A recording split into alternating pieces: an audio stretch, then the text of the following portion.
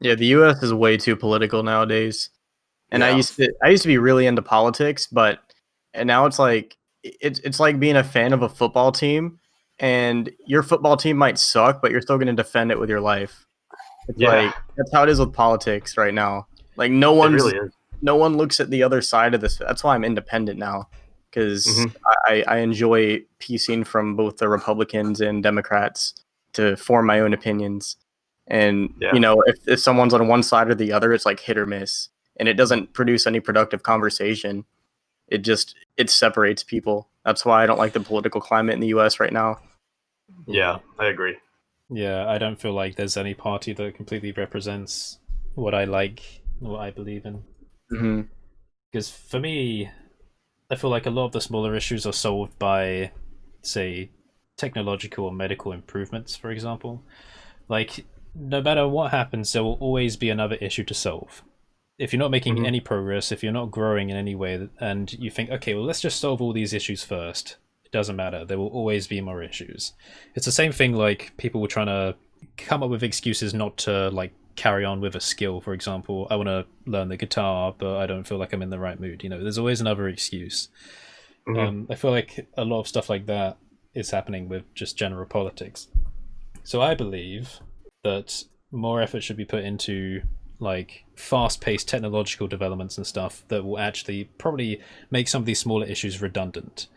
For Yeah. example, like a lot of issues in the UK relate to our NHS health system, health service, which is free for all citizens, but there's a lot of issues with waiting times. And it's like, okay, well, let's Mm. invest more money into getting more doctors and stuff. And I'm like, well, that's not going to solve it because if the population grows, if issues like this happen, then then you can throw as much money as you want at it, but it's just like it's an uphill battle. But try and tackle some of the root problems. Why are there waiting times? Well, because people have medical issues. Okay, what can you do to solve those medical issues? Like where are the hiccups? Like analysis and diagnosis. Okay, well then find new ways to scan people, faster ways, to get the information rather than throwing money at the system that's already there. Find ways to speed it up. That's what I want to see more of. But that doesn't generate excitement like polarization.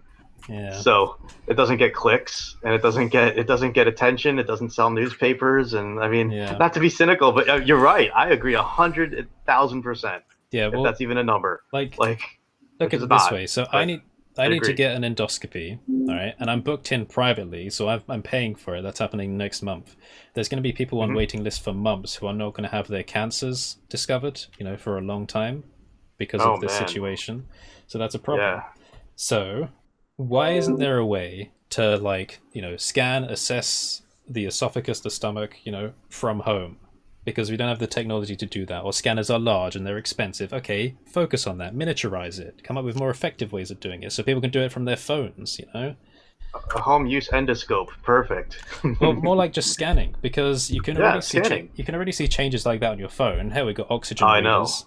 You know, people. Yeah, I mean, sure, data privacy is going to be a thing that people are going to be concerned about, but it seems like miniaturization and accessibility is, a way of the future. So focus on yep, coming up with these technologies. Because if you can do this yeah, from home, then you reduce waiting times. You may even reduce the need for certain other elements of admin. Anyway, I Money. digress. It'll also save money, and that's a root cause with a lot of people. Mm. So yeah. maybe one day I, we'll see. I do feel like there's probably a reliant around the current system. You don't want it to change if your job is based on it. Stuff like that. And I think that's probably a bad thing. So if you're a doctor and your lifestyle and all your income is based around the current system, having the system change in unpredictable ways to react to new technologies is probably something you're going to be cautious of because you Hmm. you don't know how that's going to affect you. But Exactly. I don't know. I think people need to be a bit And more that's braver. very much reflected in our own industry as the technology keeps changing and getting faster. Like Markham doing the stuff with iClone and character designer, and I just happened to be in the market looking for something, and then he joined, and I was like, I was reminded about his channel. I was like, Mm. oh yeah, he was doing that. And I went over there and I started binging it all, and I'm like, this is incredible. And like at certain point, like entire parts of the job, like character creation and things, are going to become more automated.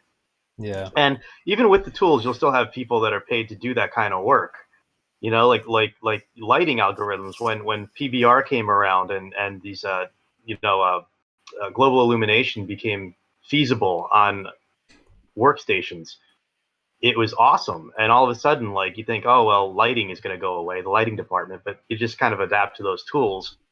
And it is scary because you see certain things in the industry, you're like, oh my god, that was my job. What am I going to do with this? And then you realize, oh well, if I learn that technology, then I could be even more effective at what I do. Mm.